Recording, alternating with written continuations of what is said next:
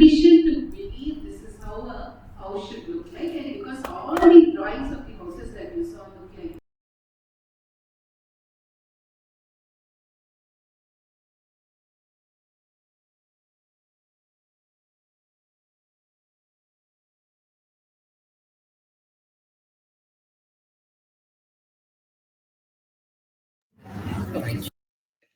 Thank you. So now imagine AI as a young kid. AI is basically the toddler on the block. AI does not know the real world. So, say for instance, if I show AI five advertisements, five flyers for hospitals, what do you think the AI will draw when I ask it to draw a hospital? It is going to draw buildings with a lot of blue color, lot of green color, because that used to be the color of hospitals. Only now hospitals have graduated to using pink color and purple color to certain extent. And I'm pretty sure it will draw most of the doctors as male and majority of the nurses as female. Though in real life scenarios, this could be very, very different. So where did ChatGPT learn all this? From the images, from the test data that I used, which means AI can be very, very biased. And this bias comes from the test data. And who created this test data? We humans, who are highly biased creatures. So all your data you have created over these decades, they have bias. And because AI cannot understand bias, when it looks at bias, it will pick up that as the common rules, it will amplify it and throw it right back at your faces. And a good set of examples for that is this set of images. So these images were created by an AI called Midjourney, I believe. This is an AI where all you have to do is just describe the image in a few words. Just say, draw a hospital, draw a nurse, or give me the image of a doctor, and so on. Very simple prompt in words, and the tool can create these prompts into a complete image. When this was shown to us 2 years ago, we were all pretty excited because this makes our life very easy. You don't have to learn Photoshop. Photoshop is like such a headache and it takes forever to learn. Now you can just create images out of nowhere. Even today, this is amazing. But the problem is, after you're done being amazed, take a breath, take a pause, and look at the images once again. Let us assume we're all sitting somewhere in the US. Even then, do you think all prisoners look like that? Or to rephrase my question, are most prisoners black in the US? How many of How many you of you treated by a nurse who looks like that? Maybe some of our colleagues would not want to come out of the hospital the if that hospital if that happens. happens? But we'll not talk about that. We'll let that slide and we'll ask more important questions of why should a nurse look a certain way and why should a cleaner look something completely different? Those diagonally opposite images you see on the screen, the user did not ask the tool to create a certain image for a cleaner and a certain image for the nurse. But based on all the photos, the website images, the flyers, movies, everything we have created over several years, the tool has learned and assumed that this is what a certain professional has to look like. So this is very dangerous in research data because the Dominant dominant voices, they keep getting amplified. And in research which is the dominant voice, the open access information is the dominant voice voice because because everyone can access it, and the subscription based information is the suppressed voice, which means the open access papers, open access information is going to get more and more traction, while subscription based information, which is much more severely peer reviewed, will get pushed to the back burner. So when you use AI tools, even the tools that I'm going to talk about in later part of the session, be very aware of these limitations of AI. And today, AI is everywhere. You can pretty much find AI in every single industry and application for it. But the problem is, in today's world, the race with AI looks like this. And who's that guy running at the front? This is Usain Bolt. And even when Bolt is running a 100-meter race, it looks like he's 200 meters away from all his competitors. And anybody who runs a race with Bolt, they're not fighting for the first place. They're only fighting for the second place, third place, and so on, because how talented this guy is. Today, the race with AI looks like this. The technology of AI is Usain Bolt. The technology is running very fast.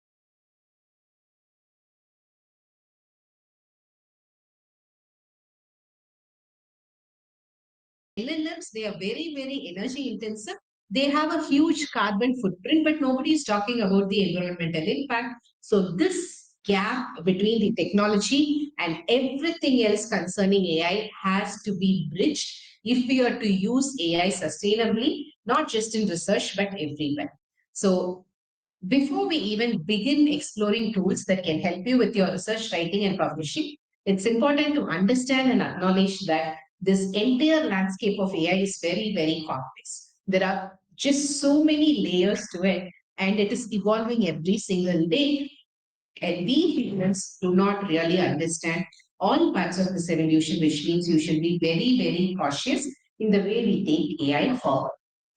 So when we look at the life of a researcher, especially a researcher who also has to be a faculty, who also has to do administrative responsibilities, majority of your time is spent in reading, processing content, preparing this in the form of different materials. It could be reports, it could be class notes, it could be presentations, papers, grant proposals, and then presenting it somewhere as a teacher or as a researcher. What if I can introduce AI tools to make this part of your life slightly easier, less time consuming, so that you have more time to take care of the rest of your life? Then I think this will be a pretty interesting session to head on to. And that's exactly what we're going to do. So, one of the first places where AI can help you is in literature search, collection, and review. So, we talked about how literature could be something as simple as Wikipedia, but then also as formal as a journal article. And in most of the cases, your focus is to collect these primary and secondary sources and not end up with tertiary sources, because tertiary sources, as informative as they could be, they cannot be used on your original papers. One small switch you can do is to move your literature search from Google Scholar to AI based semantic tools like Semantic Scholar.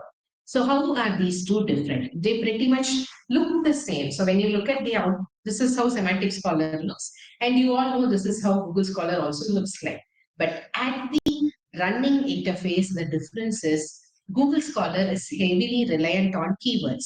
So if you give 4 keywords, Google Scholar will pick each of the keywords, and anytime a document has even a slight reference to one of the keywords, that document gets added into your search results, which means you end up having tens of thousands of results. But instead, when you use the same keywords on a semantic tool like Semantic Scholar, instead of focusing on individual keywords, this tool focuses on semantics, the interconnections between keywords, where they are placed, the frequency, and so on. The end result is that instead of having 10,000 results, you end up having 600, 700 results, which are much more relevant to what you're looking for, saving you quite a lot of time.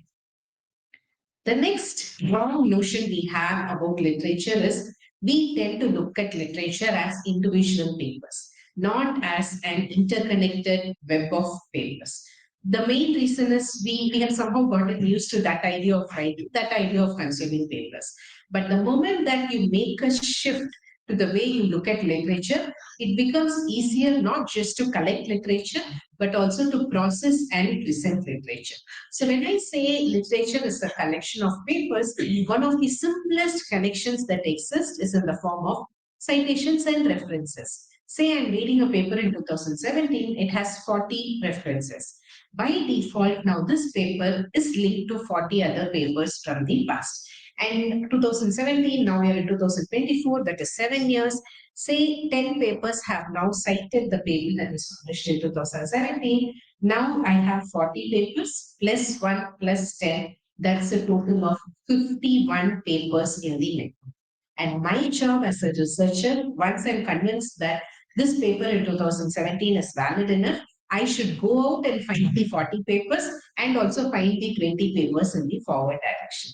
Now, this process is pretty simple. How will I do it? I look into the references and citation metrics on Google Scholar and also within the paper, and I go into each of those references, read the title, read the abstract, maybe the keywords, and I'll take a decision if I should save this paper for future reading or I can ignore this paper because it is not relevant.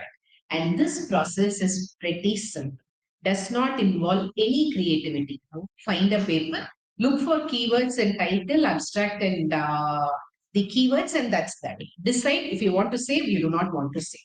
Anytime a process is this straightforward and simple, and AI can do a much better job than you can, and that is why you should be augmenting your literature searches with literature mapping tools like LitMaps. So now I have introduced two tools for literature collection. The first is Semantic Scholar, the second is LitMaps. How are these two different? So Semantic Scholar, Google Scholar, all of your search engines, they follow a top-down approach, which means first they collect a lot of papers, and then you should spend your time to screen out unwanted papers and finally filter out and arrive at what is essential. Whereas in cases of these literature mapping tools like LitMaps, Research Rabbit, Insightful, you have n number of tools. In these tools, they follow a bottom-up approach, which means you start with a handful of papers, and at every single stage, you intentionally collect only papers that are very strongly associated with the original collection of papers that you picked out. And this saves quite a lot of time because you don't stumble upon too many unnecessary papers. So how do you make a search on LitMaps? Similar to your Semantic Scholar or Google Scholar, just start with a few keywords, start with one paper, multiple papers. And in this case, when I start with a single paper, this blue paper with the double leaf structure, this was my initial paper. So based on this one paper, LitMaps has built this seed map with 20 other papers.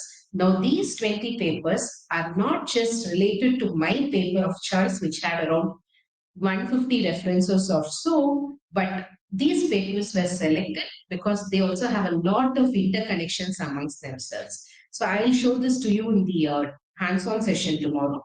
So these circles are the papers, and the lines between they are basically citation connections. You will see that there is a lot of crisscross interactions between multiple papers, forming these a very good collection of interconnected papers that talk about the topic of your interest. So all I see on the screen is just circles and lines. And this is an AI tool. I cannot just trust an AI tool and believe that these are my most important papers. How do I vet it? If you're interested in knowing what each of these papers mean, just click on the circle and you'll have an interface where you can read the title, read the abstract, click on the title, you'll be taken to the journal page. You can read the full text if it is available before you decide if you want to save the paper or not. And you can save the paper within bitmaps. You can also organize the paper, add color codes, tags, all of this we'll see tomorrow. And also how to build this literature collection in the next steps. One of the way in which you can collect literature is by using this AI tool called Sourcely. So when will I use Sourcely? I use Sourcely when I'm just hitting blind. So I'm reading all kinds of random papers, and then I find that there's this one paragraph on a paper which is very interesting to me, but I do not know how to collect more papers on this particular paragraph. In such cases, in a traditional way, you have to figure out what kind of keywords you can use to find similar papers. But with the availability of Sourcely, you don't have to do that. Just copy the entire paragraph, paste it into Sourcely. Sourcely will figure out the keywords for you and pull out the related papers. You even get to add a few filters to determine if you want papers only from the last 5 years, only papers with so many citations, so on and so forth. A tangential use to Sourcely is after you have written your papers. So always it so happens that in the introduction and discussion sections, you'll always have these one or two sentences, very nicely written sentences, which will not have a citation. Without a citation, those sentences are useless to you. You cannot retain them on your paper. In such cases, you can just copy paste those orphan sentences into Sourcely, and Sourcely will give you the appropriate options for citations, which makes those sentences very efficient.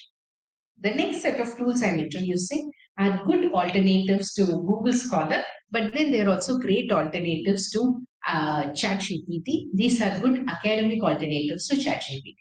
The most important question, why do we need alternatives to ChatGPT? Because ChatGPT needs very complex prompt engineering. Even after doing that, it can give you inaccurate information or information from sources which are not suitable for academic writing. Unless you instruct ChatGPT to add citations and references, it does not do that by. But When you ask your questions to academic tools like Consensus, they are built to find journal articles, built to add citations and references. So you can ask a very straightforward, simple question, and Consensus will give you a short summary. Now, even the short summary has been phased out. Right now, in Consensus, you directly get this detailed Copilot summary where every single sentence, so if it is visible enough, at the end of every single sentence, you have a citation.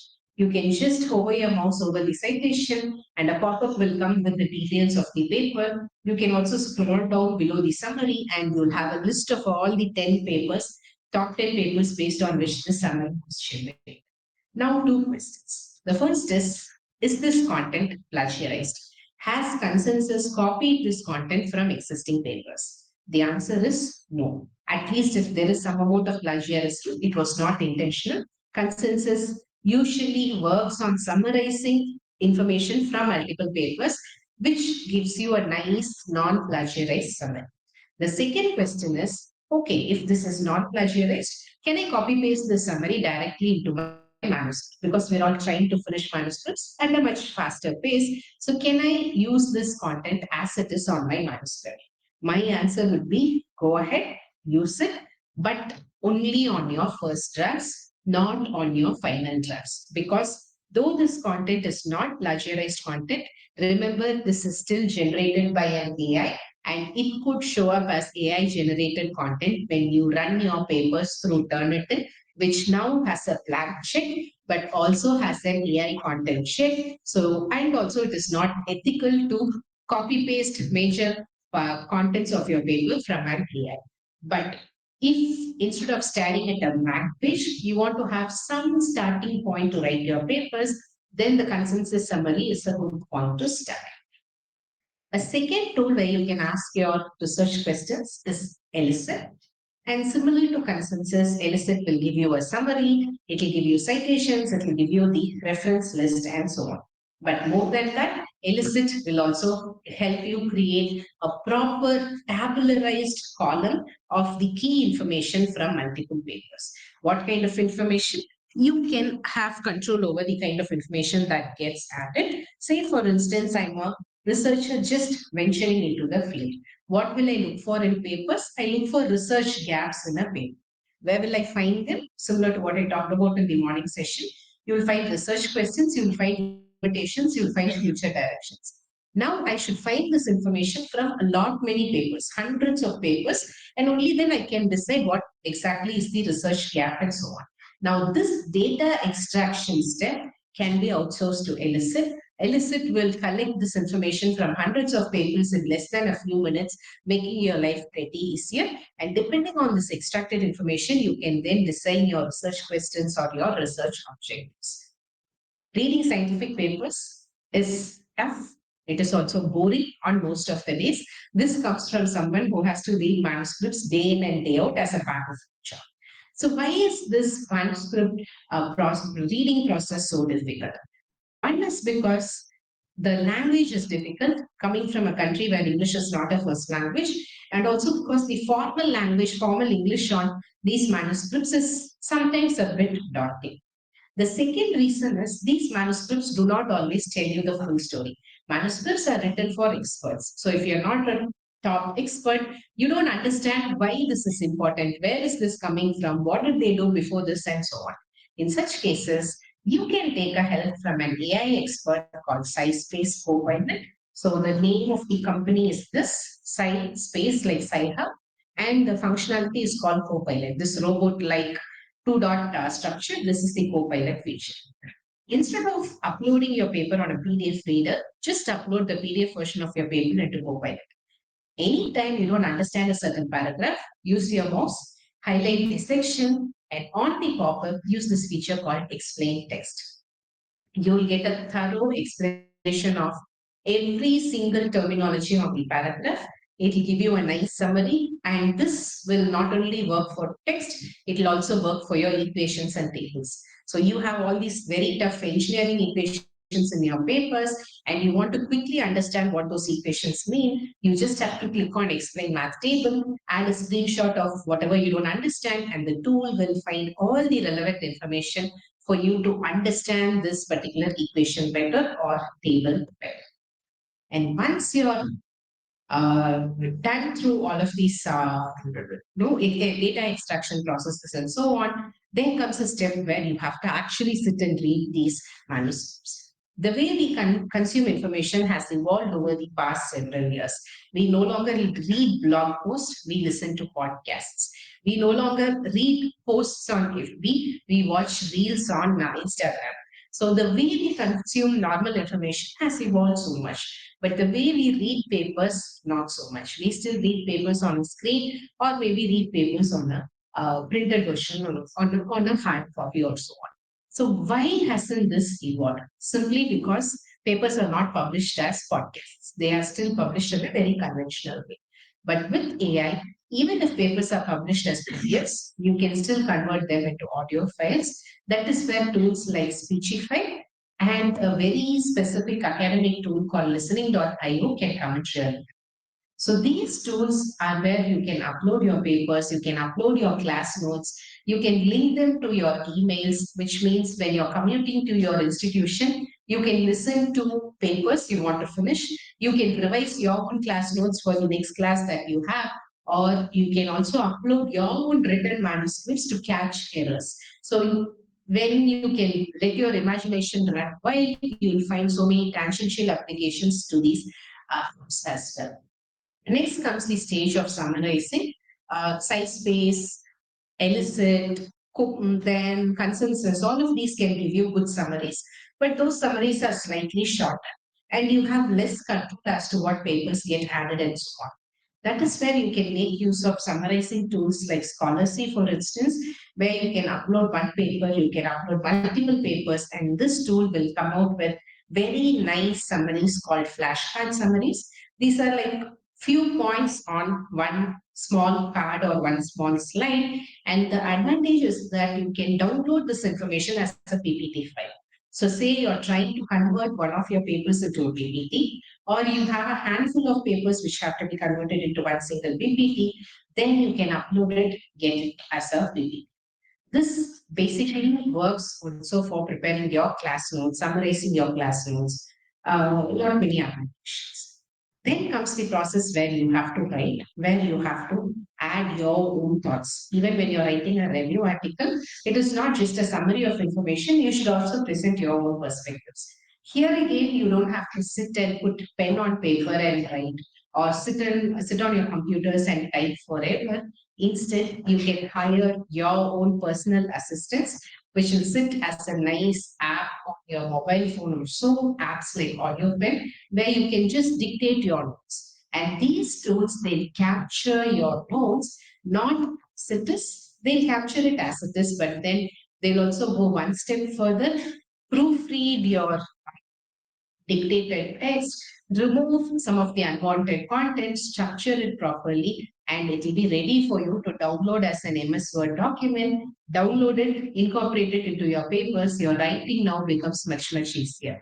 Especially if you're not very good with typing, you don't have to worry about it. Just dictate your notes, you're done. And also, when you want to work on multiple screens, this can come in really handy. And good manuscripts, we saw how they also depend on having good display items to good figures to really support their publication and preparation. Here again, AI like Midjourney and so many other free tools can give you ideas as to how you can design figures, but the figures generated by such AI cannot be used in your manuscripts because journals do not accept AI generated images within the main text of your manuscript, not even in the graphical abstract. So there was a time when journals were not strict about using AI for graphical abstracts, but now several journals have started explicitly mentioning that you cannot use AI for creating such images. But these are still great tools for creating content images for your classroom activities or for a simple conference presentation or so. Go ahead and use them. Then comes the question of statistical analysis. When you have some amount of quantitative data, then most of the business analytics tools can really develop as research analytics tools, but only if you know what data you're looking at, and what is the final output that you want. Where are you headed to with this data? Once this directionality is clear, then you can use tools like Tableau, for instance, to get insights from your data. And recently, there is one other AI called Julius.ai, which is also gathering a lot of popularity when it comes to getting insights from very complex quantitative data. Then comes this elephant in the room of managing references. And the best way to do this is to have a reference manager because it is free, it is simple once you spend half a day to master the reference manager. But in the worst case that you did not use the reference manager and you end up having a paper which has like 50, 100, 200 references which have to be checked or which have to be converted from one style to the other, then you can use this AI tool called Trix, THRIX. So this tool, you can just upload your references and quickly convert it into a style of your choice. And all of this will happen in less than 1 minute. But the catch here is, at least on the free version, Trix will not work on your citations. Citations are still your headache. Trix will only take care of the references. English in manuscripts is always a problem. And word count reductions are also not easy. So how do I paraphrase to reduce plagiarism? Or when I get a language comment from a peer reviewer during the reviewer comments, how do I rephrase it, restructure it? This is a question that all of us have had at some point or the other. And Grammarly and Quillbot are good choices when you want to do this. But the catch with Grammarly and Quillbot is that they were not built for academia. They are general purpose tools that were built to take care of more informal solutions. Just give me a moment. Hello. Yeah? gitu நான் கொஞ்ச நேரத்துல கூப்பிட்டோங்களா உங்களுக்கு okay okay Sangeet நான் கூப்பிடுறேன் right. Okay. I thought that was an official call. So, Grammarly and Quillbot, as good a job as they do, they still are limited by the test data that is available to them. They were not trained on academic manuscripts. Therefore, they don't understand some very specific structures that are expected out of academic writing. So, what are some good alternatives? So, one of the alternatives you could try out is PaperPal. And PaperPal is from this company called Heritage. And if this company sounds a bit familiar, I only mentioned it in the morning because I also work for the same company. I work on the editorial team. PaperPal is from a completely different team, but then I work closely with the PaperPal team for testing out their new features for their social media promotions and so on. But my recommendation of PaperPal does not come from my association with the tool or the company, but rather it comes with the versatility the tool offers, which you will see for yourself firsthand when we do the hands-on tool. A second tool you can check out is called Trinka. So PaperPal and Trinka, both of them come from very reputed companies. One PaperPal is from Heritage and Trinka is from a direct competitor called Inago. So why is this important? Because up until now, when you're trying to find literature using AI, you don't have much to lose. There is no question of data breach. You're just going to use AI as a more glorified Google or a search engine to find existing information. Therefore, not much concerns. But when you want to put your own manuscripts into such tools to check if they are good enough, then you have the potential of losing out your data, your paper being stolen, which means you should look for tools that are backed by good companies. And both Trinka and PaperPal definitely qualify as tools that come from good companies. Therefore, you have a good choice in picking them. And considering that most of you don't even work with MS Word, you work with LaTeX applications for writing your manuscripts, considering your heavily math intensive papers, the tool of choice for you should be Writeful, because Writeful integrates seamlessly with this LaTeX application called Overleaf. And recently, PaperPal also introduced an Overleaf extension. So if you're thorough with Overleaf, or Overleaf is your most comfortable medium to work with, then both PaperPal and Writeful can come in handy into your interface. So at some point in our research journey, we all wish that we had a magic wand, swish, swish, and the papers and thesis get written. Because one of the hardest parts of doing a PhD or a research is actually sitting down, writing it, formatting it, and literally breaking your. So this is when tools like Jenny, when they were introduced, people were pretty impressed because in Jenny, you can just give a small prompt, a 10 to 15 word prompt, and Jenny will write your entire literature review for you with citations, and it will also generate a reference list in a style of your choice. So everything from end to end is being taken care of by Jenny. But the problem is this content is AI generated. And Jenny's output is usually caught as AI generated content, which means you cannot use it as it is. Okay, so does it mean this tool is useless? Not necessarily, because using AI generated content without modifications in your manuscript is a problem.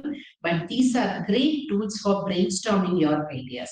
Say, for instance, when you have an idea, you will not know that the idea is really bad unless you sit and write at least 2 or 3 pages following the literature review process. But having tools like Jenny will speed up this process. So you put your prompt into Jenny, and in the next 2 or 3 minutes, you'll know if that is a good idea or not just by looking at the literature summary that Jenny has created, or maybe you have had some assumptions that gets broken when Jenny writes a literature review for you, showing that there is more evidence on the contrary and whatnot. So, two applications for Jenny. One is use it as a brainstorming tool. Two is to overcome your writer's block. You don't have to stare at a blank page. Instead, Jenny will give you all the outlines, the table of contents. So that will help you structure your manuscript before you actually start writing, making life slightly easier. And once you're done writing your manuscript, then comes this painful process of having to sit and check if everything is okay with the manuscript. Right from the title to word count limitations to checking if all the citations match with references, all the reference details are okay, declarations are there. This is a pretty painful process. This is where PaperPal has a solution for you in the form of this feature called manuscript check.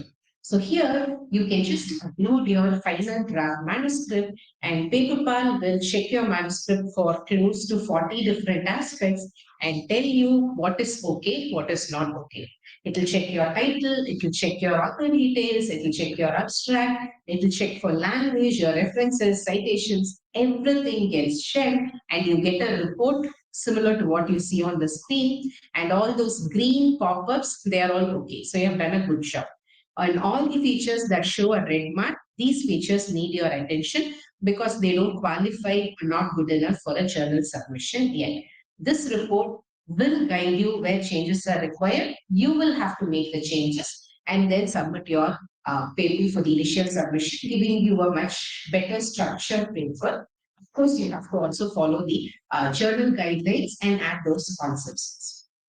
And after doing all of this, peer review awaits each one of you, and even well structured papers will still get written on the experimental part, on the structural part, on the English language part. What if I can help you hire peer reviewers even before your initial submission? So you finish your manuscript, you don't submit it to the journal. Instead, you submit it to a peer reviewer directly. And this peer reviewer will look into your manuscript and give you a nice, lengthy, super critical report. And based on this report, now you change your manuscript, do all the revisions, and then go for the actual journal submission. You have a way better structured paper that is also scientifically sound, which means your chances of being desk rejected are very, very less. Your paper, as long as you have matched it correctly with the journal aims and scope, your paper 100% will go into the peer review process. And even there, because you have already addressed most of the critical points, the actual peer review might be a bit more kinder, will take much slightly lesser time at least. And instead of going through 4 rounds of peer review, your paper gets accepted after 2 rounds of peer review because you've already done the peer review and the changes. This all sounds nice, poetic, where do we hire these peer reviewers who will peer review our manuscripts without an association with the journal. And AI can do that for you, and that AI is called Papermaster. Now, the question you should be asking me is, you're asking all of us to submit a fully prepared manuscript into an AI. What if someone steals my manuscript as it is and publishes it somewhere? You just have to Google for this tool and see who's behind the tool. This tool is built by some of the most prestigious institutions across the world. This tool obviously is not free. Several of the tools I introduced today, they are not completely free. They are something called freemium tools, which means you can check out some of the features for free, but if you want to experience the full tool, you should still go for the paid version. Papermister is almost completely a paid tool. And as far as I noticed, there's only one premier Indian institution on the list of developers. It was IIT Bombay. Apart from that, you see all those big Ivy League names, they have all come together to build this tool. And because of the association with such prestigious institutions, we assume this tool is safe enough where you can give your manuscripts. Because even with Turnitin, there have been cases where breaches have happened. So you should, of course, take the necessary precautions, but this is a tool you could check out. Teaching today is no longer just about teaching. You are expected to write grant proposals, win those grant proposals, bring in the money, manage the money, do the actual work of research, get your papers published, get citations for those papers, and keep doing this over and over again. So, are there AI tools that can help me with my research proposal grant writing process? So, several of the tools that work for your manuscript writing will also work for your research proposals because say literature review, summarizing, draft writing is pretty much similar. Not if it's a manuscript, it's a research proposal, does not make much of a difference. But then there are also very specific tools like Grant Boost, Grantable, FundWriter, and so on, which specifically help you in writing your research papers. So these are tools where you can give your research idea, and these tools will help you formulate a proper research proposal. And some of these tools, they can also help you in figuring out your budgets, in breaking down your, say, objectives into multiple activities, uh, place these activities into proper PERT charts, so on and so forth. So they pretty much help you with every single aspect. But the catch is, I have not found a tool that is backed by academia for doing this because I think at least in academia, this practice of outsourcing your research proposal writing will be frowned upon. But even as a support system, I don't see very reliable tools in this sector. So I would advise strongly against giving your complete idea into these tools. Because what if, in the rarest of rare chances, this tool is trained on your idea? Because today, the AI gets much more out of you than you get out of AI. Anything and everything you say to an AI is being used to train the tool. Works with ChatGPT, works with Claude. Everything you use is basically training data. And what if your idea is used to train the AI, and by some misfortune of events, your idea as it is taken and presented to a competitor when they are trying to search for something using these AI tools? It's a very slim possibility, but even then, if I have a very novel idea, that $1 million idea, I'm not going to give it into an AI tool. So be very careful anytime you have something novel that is not available on the internet, that is 100% yours, or even 30-40% yours. Be very, very careful about putting these ideas, these thoughts into an AI because you should protect your ideas. Making those PowerPoint slides is a part of academia, be it for your classroom sessions, research proposal presentations, or simply for any of the other presentations. PowerPoint definitely has great transitions and animations, but it has gotten slightly boring and redundant. What if you want to spice up your presentations a bit? I'm sure several of you have already explored Canva. And if you did not notice, Canva has an AI component to it right now. It's called Magic Time. And then you also have these nice tools like Prezi, for instance, where you have all these nice transitions, interactive slides that you can use. Apart from that, you also have these truly AI presentation makers like Dectopus, Gamma AI, Pop AI. So in these tools, what you can do is you can just Describe your presentation as a small prompt, and based on those 10, 15 words, these tools will build your entire presentation for you. The complete deck with content, with images, everything gets prepared.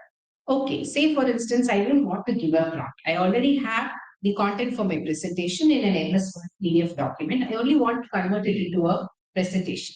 That can also happen. You have multiple documents which have to be merged. That can also happen. And these tools also give you a lot of flexibility where you can proofread all the content, where you can make changes to the images, add your own images, add your own thoughts. You basically work in a very collaborative environment with these tools to work together to bring out those stunning looking presentations that can catch the attention of your listeners. And no matter how good the content you have or how great of a researcher you are, at the end of the day, it has always been about communication. So these topmost scientists, all the famous people around, they have been so majorly because they are very good communicators. Hitler could convince an entire country that killing people is a good idea only because he was a good communicator. As bad as it sounds, that's the truth to it. So you don't have to become Hitler, but still helps to have good communication to win those grant proposals to win over your students. That is where AI like Udly and Poised, they can come in handy where you can sit with these tools in a very safe environment on a video call, non-judgmental, available 24/7. And you can actually make your presentation into these tools, or you can even add them to your virtual meetings. They sit there silently and they look at how you speak and they give you feedback. They tell you if your communication is good enough, if you're using too many pauses, too little, you're too fast, too slow. All of these critical feedback, even feedback on your body language, can come into play in some of these tools. They pretty much sit with you and teach you to be better communicators. And these are great tools for you to start introducing to your students as well, especially to the batch of students who will sit for their placements. Because students, especially the post COVID students, you cannot make them study. That again is that definitely is a limitation. But even with kids who study, they still struggle with communication. And if you help them overcome this communication barrier, maybe they have better chances at their placement interviews. And one tool that can legitimately help you do that is such communication AI tools.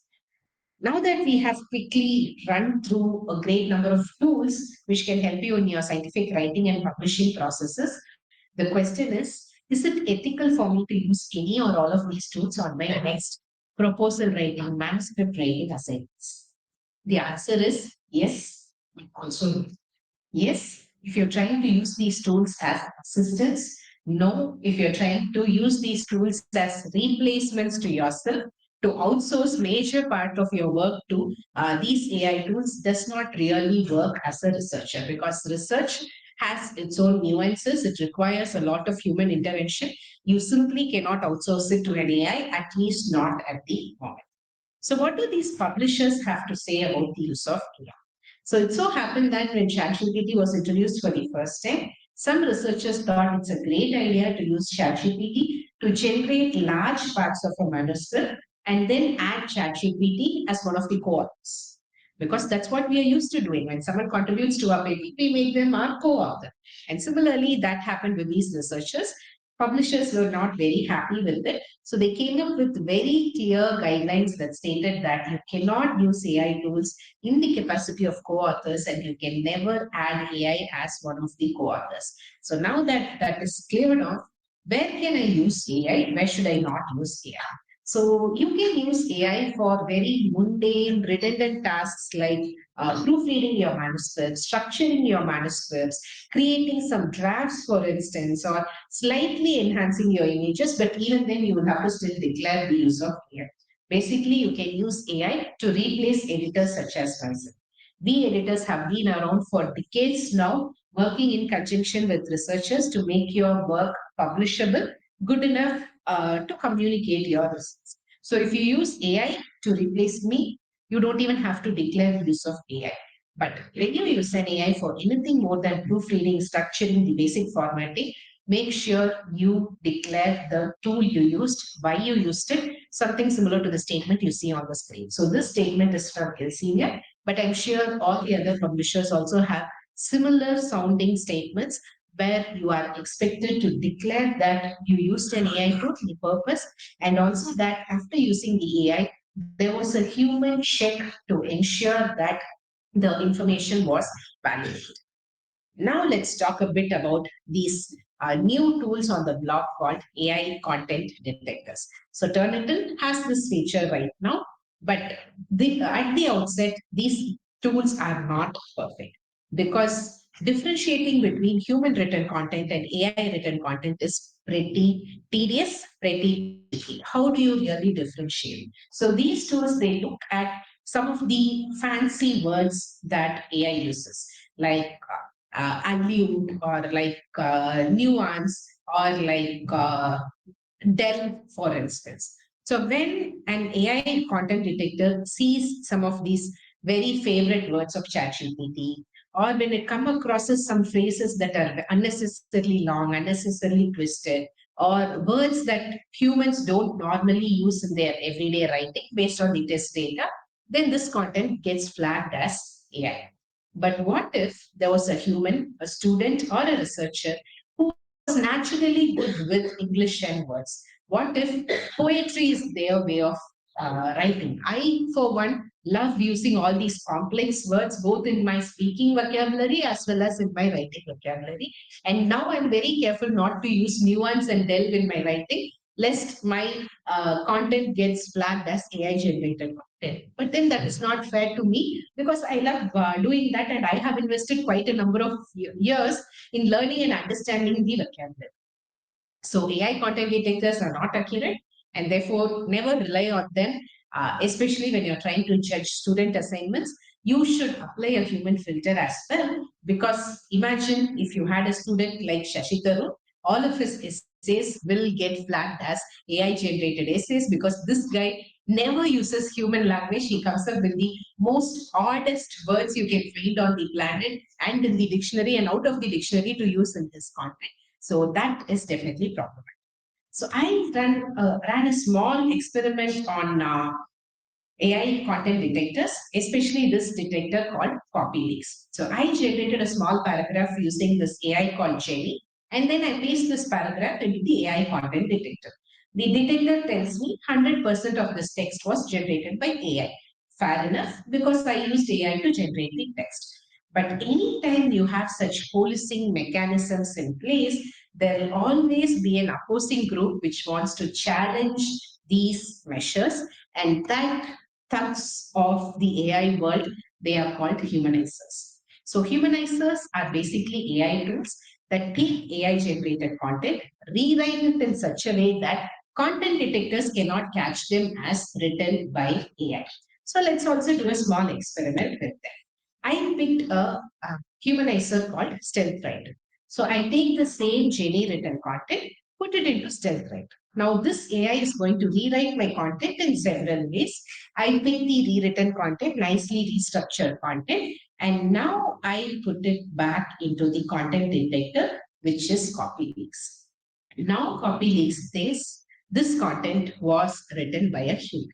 And I assure you, I did not even add a full stop or space to the content. The content was written by an AI, rewritten by yet another AI, and then the AI content detector thinks this is human written. This is in no way an invitation to any of you to use humanizers to cheat the AI content detectors because that doesn't work in the long run. Maybe the content detectors cannot catch them, but as a when you look at the content, it is unnecessarily complex, unnecessarily lengthened up, and you will look at it and it will definitely look odd to a human editor or a human reviewer for that matter.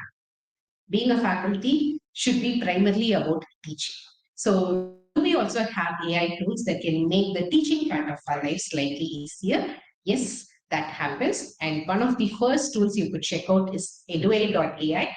And this is on top of the list simply because it offers you a lot of free options that you can check out. You can check out the tool for almost 15 times for free, I believe. 15 prompt engineering options are there. So Edu8 will help you create your lesson plans, create activities or what can go under each of these topics in your lesson plans.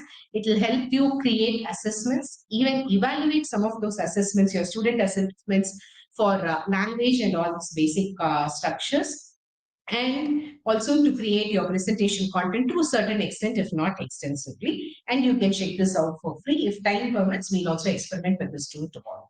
And the second option you can check out is called Education Copilot, which also runs pretty parallel to Edu8 and gives you the same functionalities. A third tool you could check out is from Turnitin. It is called GradeScope. And on GradeScope, it is mostly about creating your assessments and managing your assessment evaluation. And this works not just for MCQs, it works even for very detailed subjective assessments.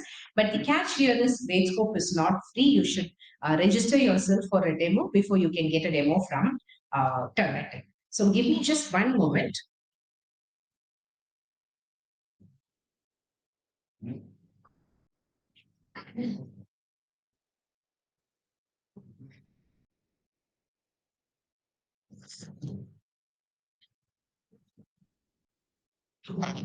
ஏன்டா கூப்பிடல? Hello, ஓகேடா, lock பண்ணிட்டியா வீடு? சரி, okay okay okay, நான் session finish பண்ணிருக்கேன். I'll call you. Bye.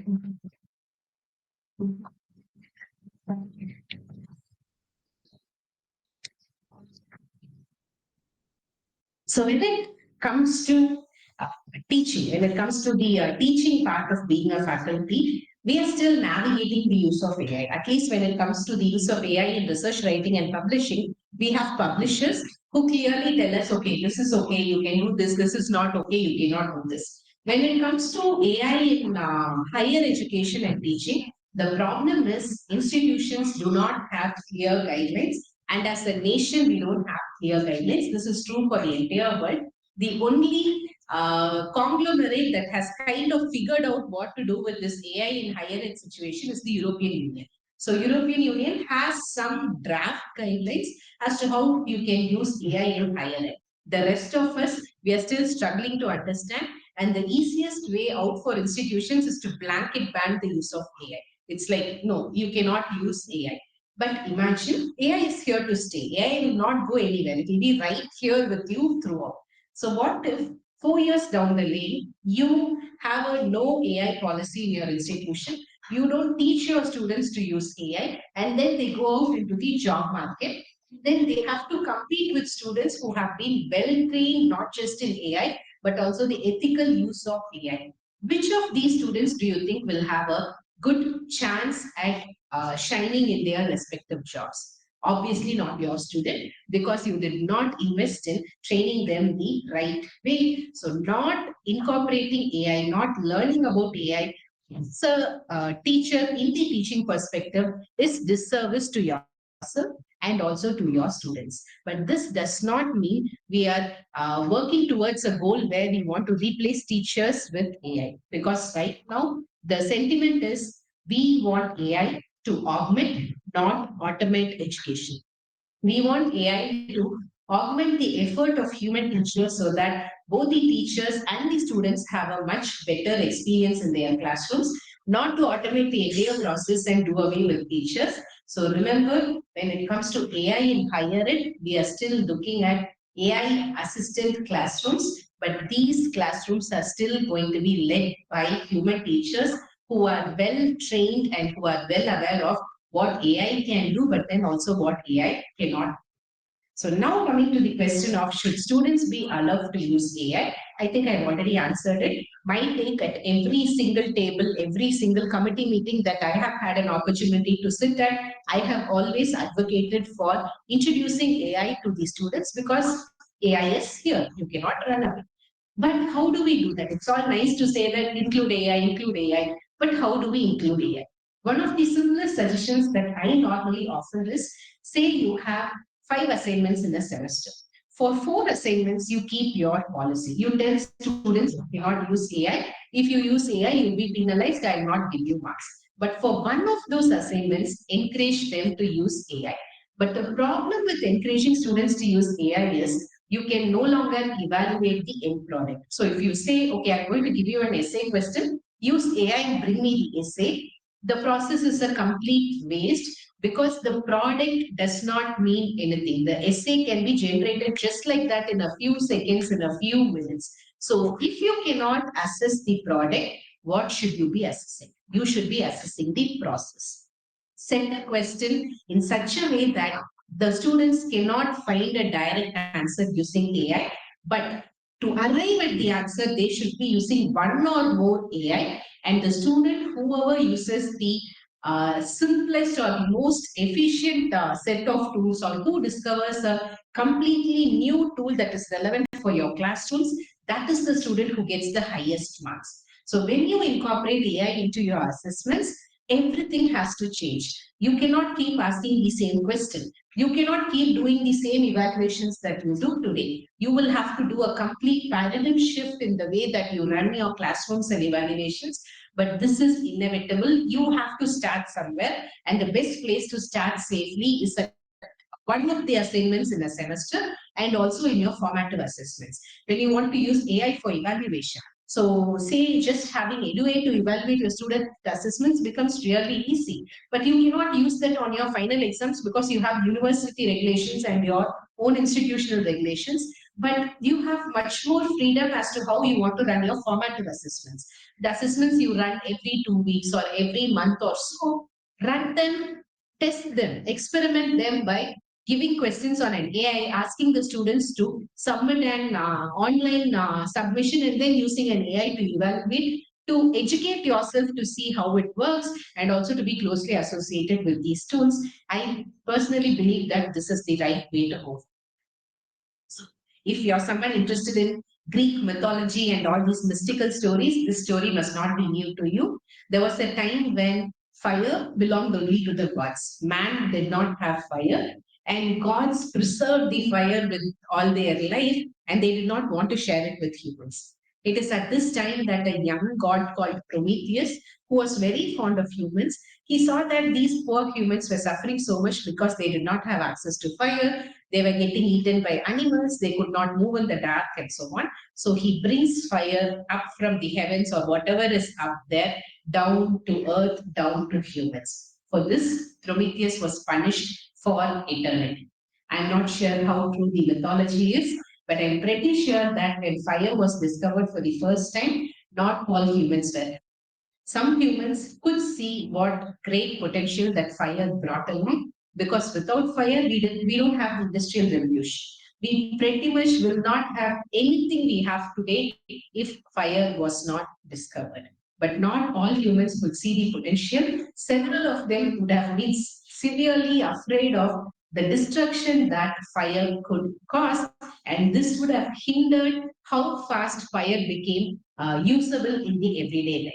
And today we have a new fire amongst us, and that fire is none other than artificial intelligence. As excited as we are, we also have a lot of skepticism around this new technology. I'm not advocating for a blind approach where AI is the magic wand, it's the unicorn that we have been always looking for.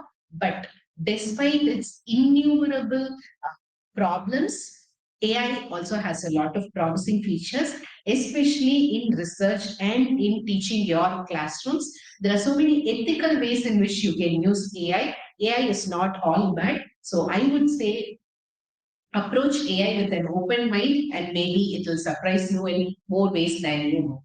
And the right way to use AI is, the problem is still not the technology, it is the way you use AI.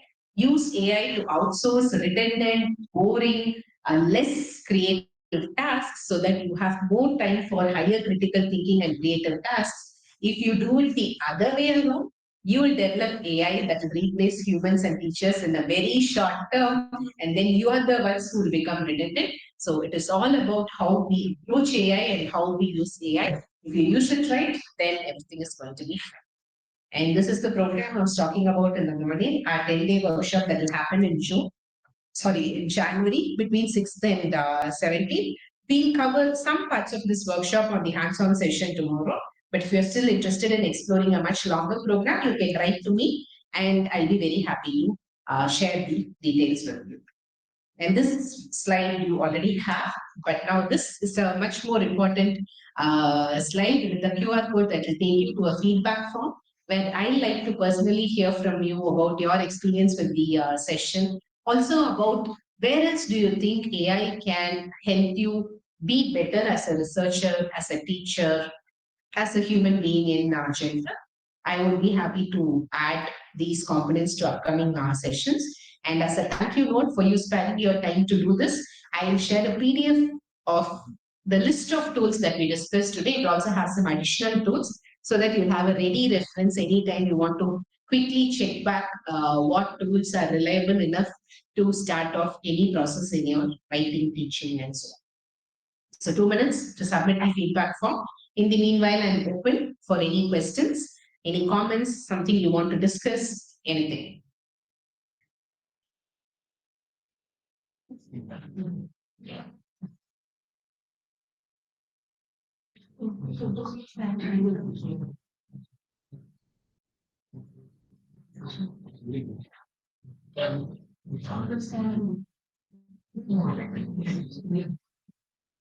Madam also suggested call sorry papers and all. Is it saved that one? So it will be saved in your local server, in your local account. But PaperPal claims that they don't use the content as it is for training their data. But then none of these tools explicitly tell you that we will not use your data at all. So maybe when you subject your manuscript into a language check, some of the data, but it will not be taken up as it is, but the metadata of the processes will be used for training the. This happens with almost all the AI, but your document as it is usually safe. At least that's what these tools claim. And so far, we have not heard of a breach. No. No, not to a cloud where it is accessible to everyone, but it is like storage on your Gmail, for instance. So when you send something on Gmail, it is available on Gmail. That's the reason why the moment you log into your Gmail, you can access the content on any of your devices. Similarly, anything you upload on PayPal will be available within your app, but not on the general internet or on a common link. No, it should not. When you use these trusted tools, it should not. But anytime you want to use a tool, just do a quick Google search, do a quick reading of the reviews to see that this has not changed. Just to be cautious. Yes, sir. You some of the image generation tools.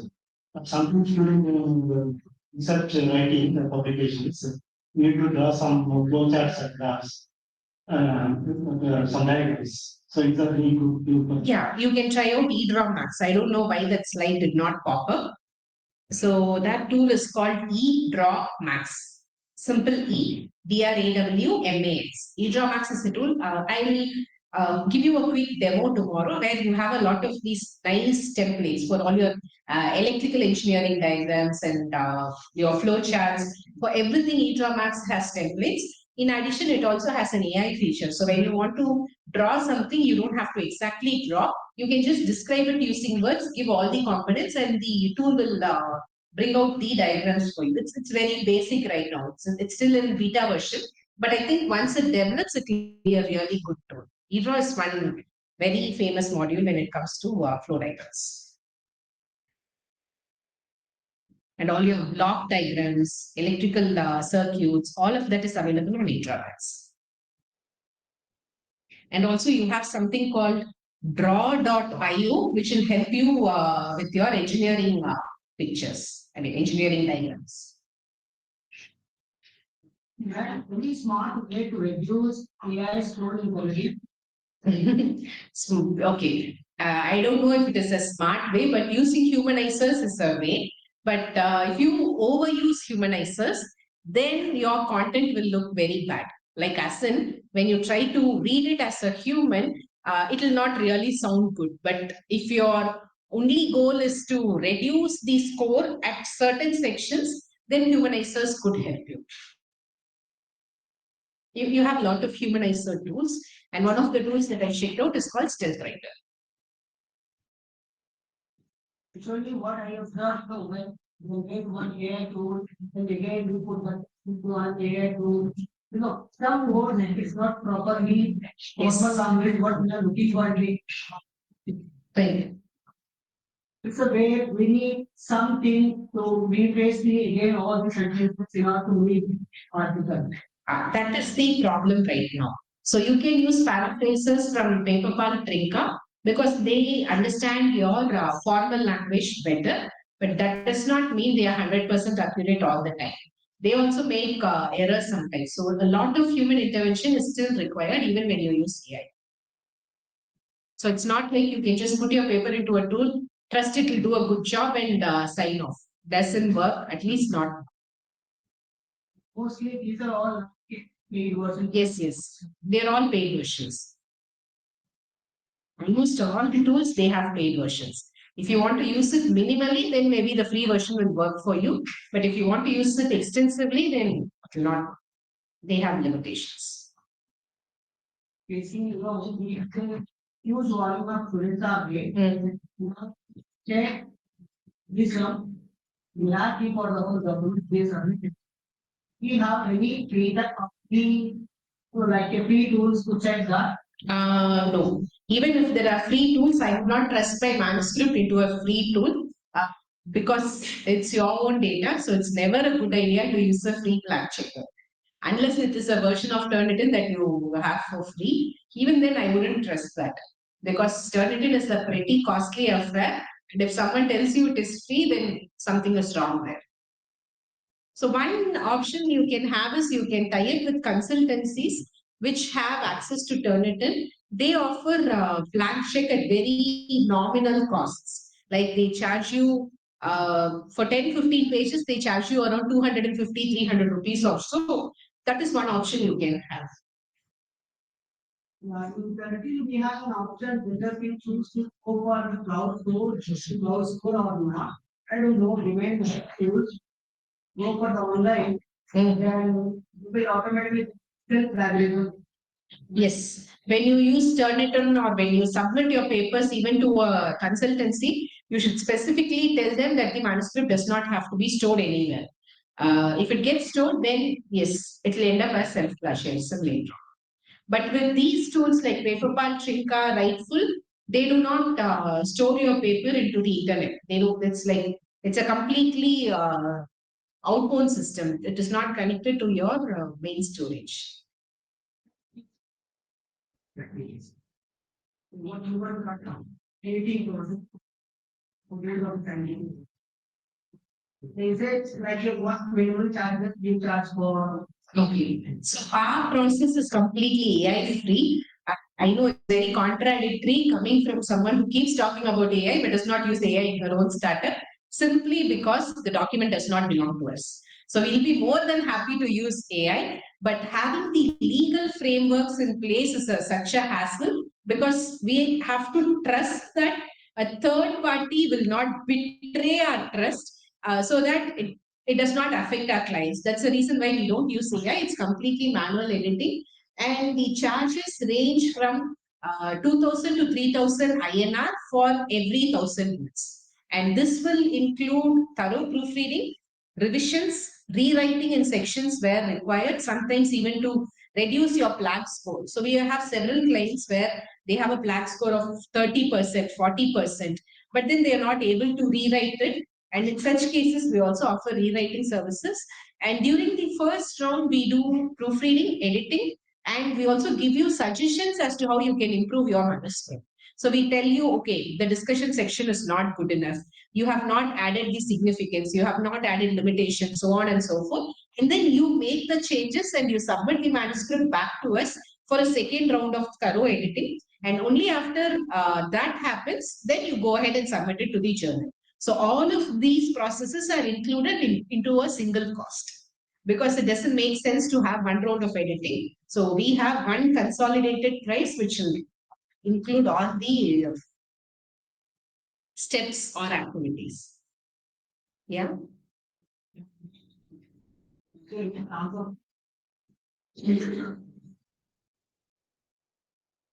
Okay.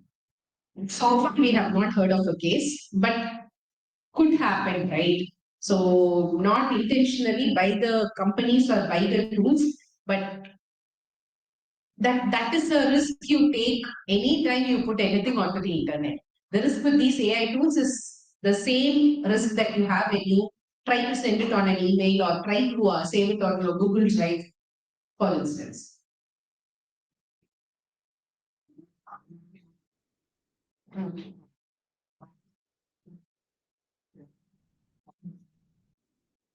There's no, so far I have not seen a tool give you a quantitative metric telling you that this is the accuracy. That is why AI tools work better if you are an expert. If you are a novice into a field, AI tools could become really problematic. But if you're already an expert or a semi-expert, then AI comes in handy because when you see the AI written content or the kind of papers it pulls out, you can immediately figure out what is right, what is not right. So if you're someone completely new to the field and you have no way to validate the answers that comes from an AI, then it is problematic. Then you have to bootstrap and have your own mechanisms to make sure that you are in fact getting the accurate information.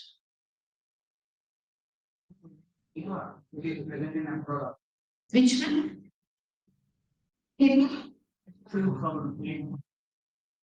It's everywhere. And one of the most thriving countries right now, I believe, is Malaysia.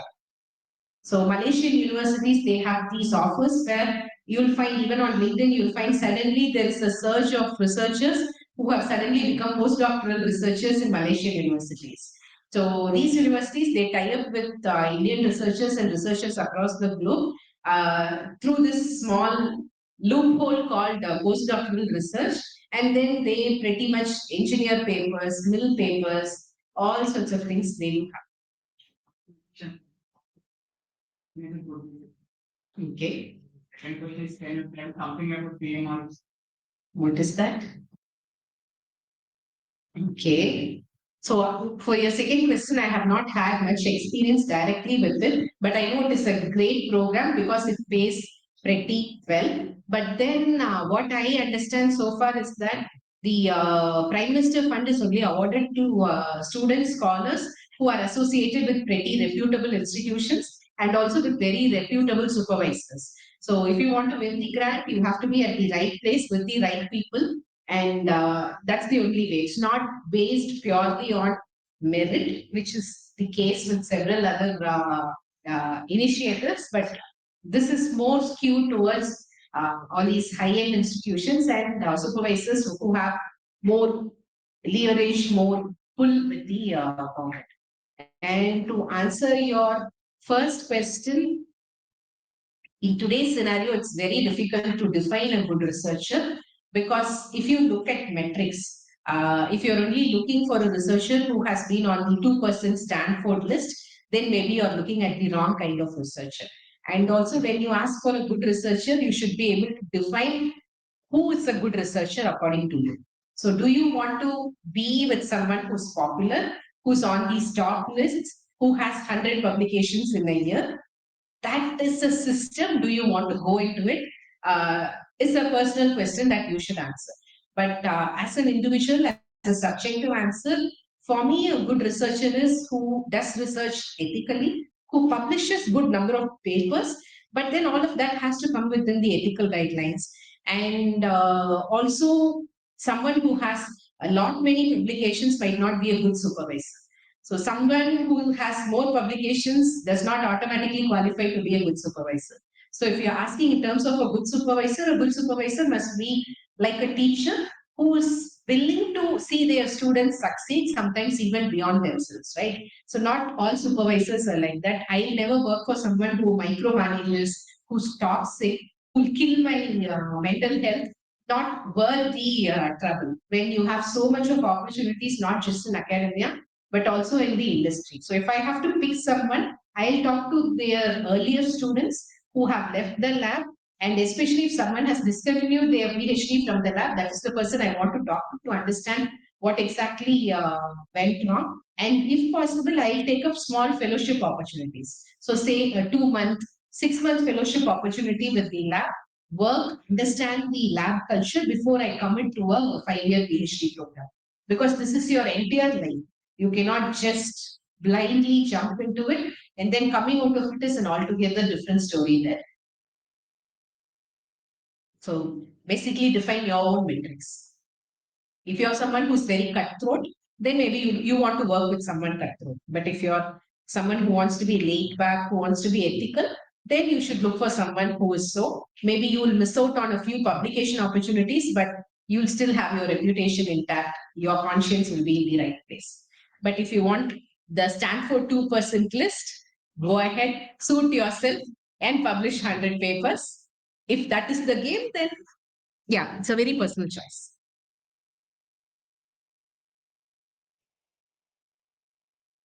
So any other questions, any other limitations you have when it comes to writing, publishing, or any other concerns you have around using AI for academia or for teaching?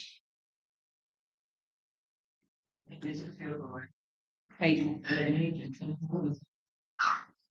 Not necessarily, because we associate with freelance editors across the fields. So when we have edited engineering papers, we have edited English literature papers, the core theme is centered around medical sciences, life sciences, and biological sciences.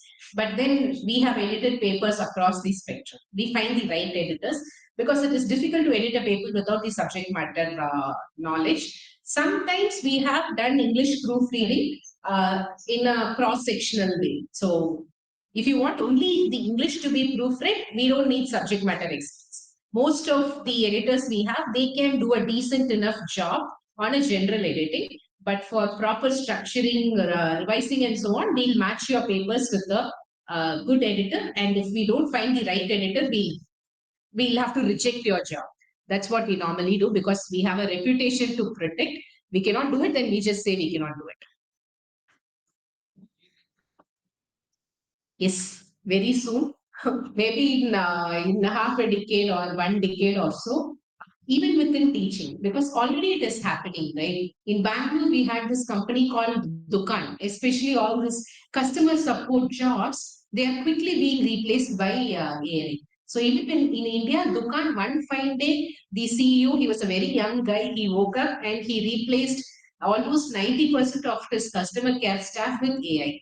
That's it. Those 90%, they have lost their job. Meta has laid so many people. Amazon has laid off so many people. So even when it comes to teaching, the knowledge dissemination part is very, very redundant. Students can now get the knowledge from so many places. They don't exactly need a human teacher. So this is where what you bring to the table is all the more important. You cannot just bring the same knowledge from books. You cannot just copy paste information from Wikipedia or a popular book into your classrooms. You should be reimagining your classrooms, bring in much more than knowledge if you want to stay relevant. But yes, there is a possibility of even the teaching profession being replaced by AI. And that is where I say, as teachers, you also have a responsibility to guide your students towards the right career paths. Because back half a decade or so, all these call center options, they were available for the students who wanted to take a stopgap. For instance, say they finished their bachelor's and they could not get placed in a good company, they want to do masters, they have a financial crunch at their home, you can guide them to take up these small customer jobs, customer contact jobs, or call center jobs, or all these BPO jobs, which are so famous a few years back. But today, those opportunities no longer exist, and whatever exists is also shrinking. So when you guide your students, you can no longer guide them in a very, very traditional way. So say, for instance, if some of you are from very core engineering backgrounds, several of your manufacturing process has already been taken up by AI. You can no longer train students to be in the same manufacturing streams that were appealing 10 years ago. So you should be upgrading yourself as a teacher, but then as also a mentor who can show the right path to your students.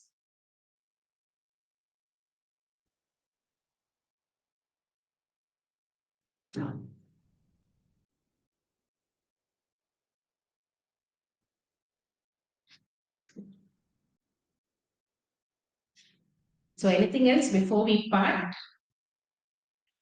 And then also the arrangements for tomorrow. They are here.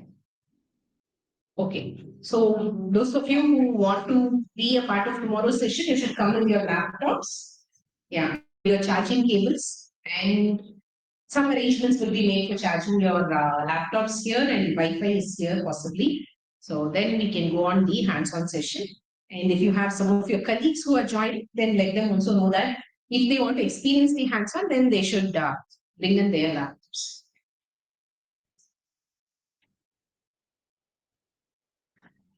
Thank you so much, ma'am, for valuable insight.